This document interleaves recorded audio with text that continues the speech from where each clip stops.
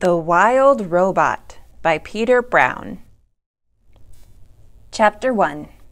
The Ocean. Our story begins on the ocean with wind and rain and thunder and lightning and waves. A hurricane roared and raged through the night, and in the middle of the chaos, a cargo ship was sinking, down, down, down to the ocean floor. The ship left hundreds of crates floating on the surface, but as the hurricane thrashed and swirled and knocked them around, the crates also began sinking into the depths. One after another, they were swallowed up by the waves until only 5 crates remained. By morning, the hurricane was gone. There were no clouds, no ships, no land in sight.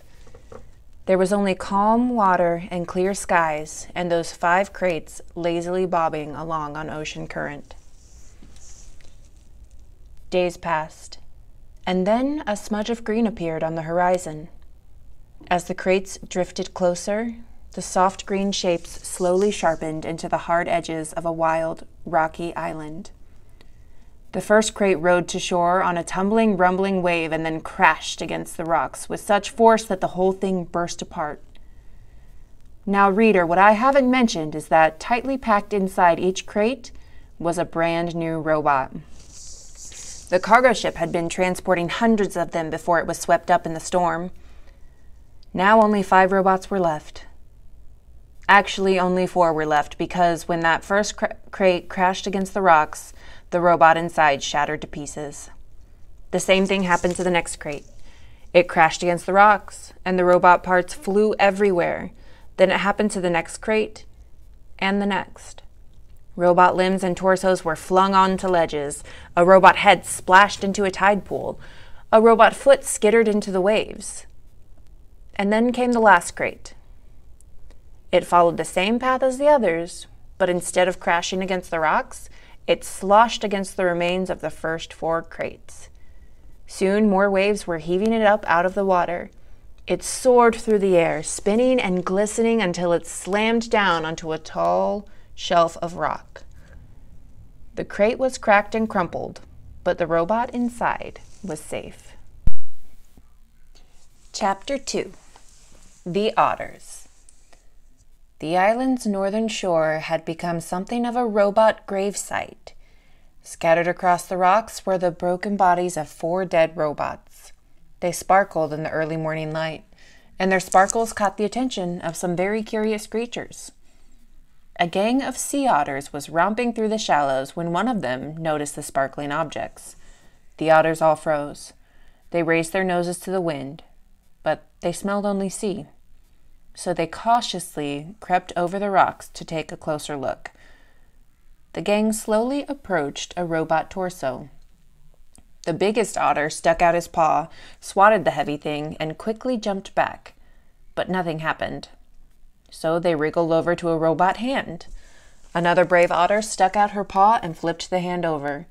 It made a lovely clinking sound on the rocks, and the otters squeaked with delight. They spread out and played with robot arms and legs and feet. More hands were flipped. One of the otters discovered a robot head in a tide pool, and they all dove in and took turns rolling it along the bottom. And then they spotted something else. Overlooking the gravesite was the one surviving crate. Its sides were scraped and dented, and a wide gash ran across its top. The otters scampered up the rocks and climbed into the big box. 10 furry faces poked through the gash, eager to see what was inside. What they saw was another brand new robot. But this robot was different from the others. It was still in one piece, and it was surrounded by spongy packing foam. The otters reached through the gash and tore at the foam. It was so soft and squishy. They squeaked as they snatched at the fluffy stuff. Shreds of it floated away on the sea breeze, and in all the excitement, one of their paws accidentally slapped an important little button on the back of the robot's head. Click. It took a while for the otters to realize that something was happening inside the crate, but a moment later they heard it. A low whirring sound. Everyone stopped and stared, and then the robot opened her eyes. Chapter 3. The Robot The robot's computer brain booted up. Her programs began coming online, and then, still packed in her crate, she automatically started to speak. Hello, I am Rosum Unit 7134, but you may call me Roz. While my robotic systems are activating, I will tell you about myself. Once fully activated, I will be able to move and communicate and learn. Simply give me a task and I will complete it. Over time, I will find better ways of completing my tasks. I will become a better robot. When I am not needed, I will stay out of the way and keep myself in good working order. Thank you for your time. I am now fully activated. Chapter 4. The Robot Hatches.